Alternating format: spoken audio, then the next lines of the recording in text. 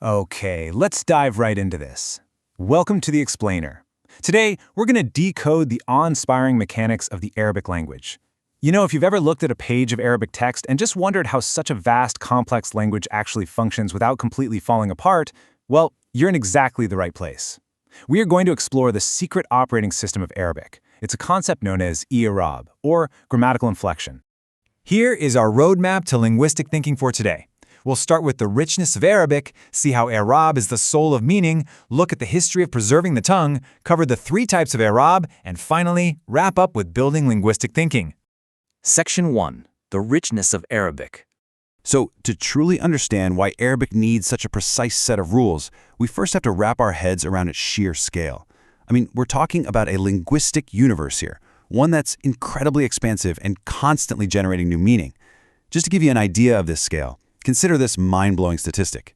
The Arabic vocabulary literally contains millions of words. There are over 500 synonyms just for the word lion, asad, 500.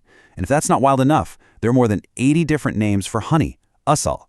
When you're dealing with a language with this level of depth and variation, you absolutely need a bulletproof system to manage the whole shebang. And this brilliantly illustrates how Arabic actually manages that massive vocabulary. It's all through this highly logical mathematical root system. Almost every single word traces back to a 3- or 4-letter base root. Take the letters KTB, which represent the concept of writing. From this one single root, you effortlessly generate this vast web of precise vocabulary. You get katib for writer, maktaba for library, and kitab for book. It's exactly like a mathematical formula. You plug a root into a pattern and boom, a specific meaning pops out. But that raises a huge question. How does a language with all these overlapping roots and millions of words avoid just collapsing into total chaos? Section 2. I'rab, the soul of meaning. To answer that question of how it avoids chaos, we're drawing directly from some contemporary academic research by Professor Kantawi and Dr. Atta. And their work makes a totally fascinating and really weighty point. Arab, which is the system of changing the endings of Arabic words based on their role in a sentence, isn't just some exercise in arbitrary memorization. Not at all. It actually functions exactly like a precise mathematical law that strictly controls meaning and logic. It is literally the engine that keeps the entire language perfectly organized. The legendary classical linguist al-Jurjani actually captured this perfectly.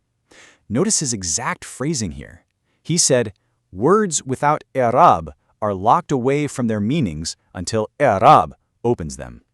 Wow. Grammatical inflection is the literal key that opens up the text. Without knowing the exact vowel at the end of a word, you're essentially just guessing at what the sentence actually means. So the crucial point here is that this isn't just about sounding poetic or proper, it has incredibly high stakes. The scholar Ibn Qutayba gave a famous, super high stakes example. Just notice the words here. In the first example, a single haraka, a grammatical vowel, makes the sentence mean, "This is my brother's killer." That indicates a proven murderer, a past action. But in the second example, changing that one single haraka shifts the meaning entirely to, "This is the one who will kill my brother," a future threat. One tiny movement of the tongue, one haraka, literally changes a man from a guilty criminal to a future suspect. No way, right? It's incredible. Section 3. History of preserving the tongue. Now, if these mathematical rules are really so vital, you might be wondering, did the early Arabs just sit around the desert memorizing grammar textbooks? Well, the short answer is no. Let's walk through how this system evolved and was preserved. In the pre-Islamic era, the Bedouin Arabs didn't need to study i'rab at all. They spoke with perfect natural instinct, something known as salikah. They applied these incredibly complex mathematical rules completely subconsciously.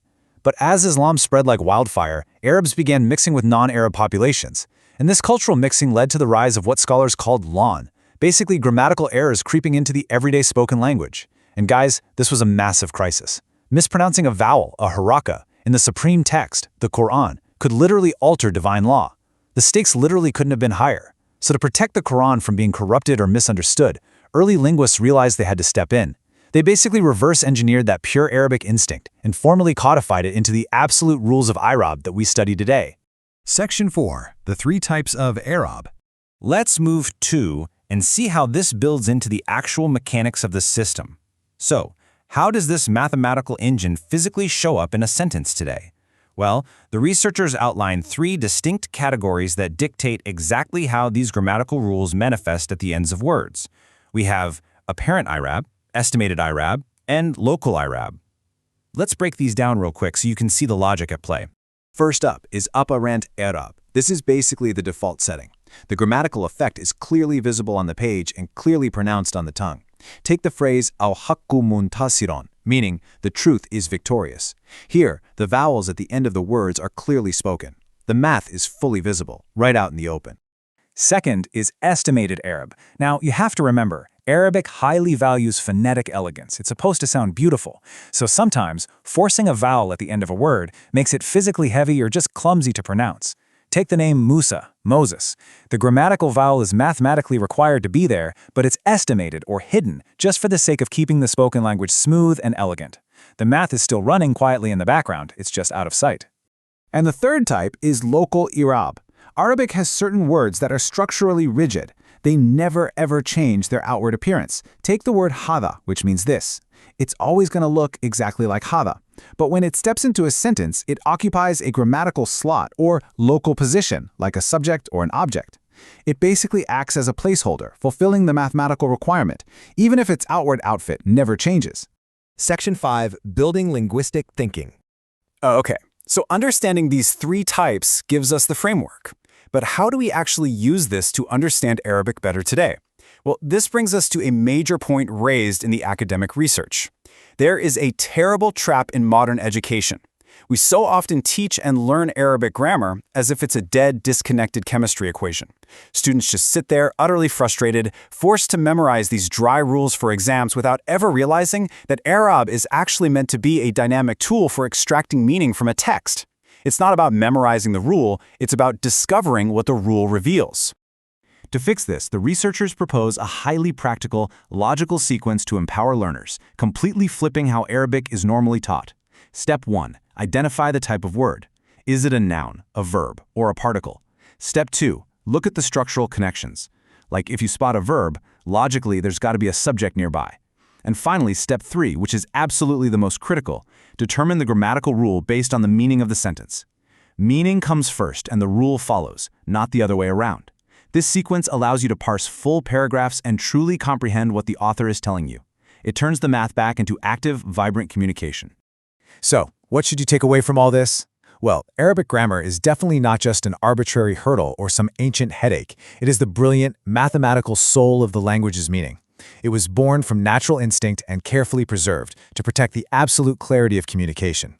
Knowing that a single tiny haraka, just a little stroke above a letter, can alter reality from a past action to a future promise, will you ever look at an Arabic vowel the same way again? I really hope this explainer has sparked your curiosity to look a little closer at the beautiful engine running right beneath the surface of the Arabic language.